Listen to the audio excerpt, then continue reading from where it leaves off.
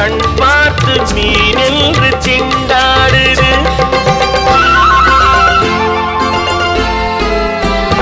சிறு மணல் வீட்டில் குடியேறும் நண்டானது இவள் கண் பார்த்து மீனென்று திண்டாடுது.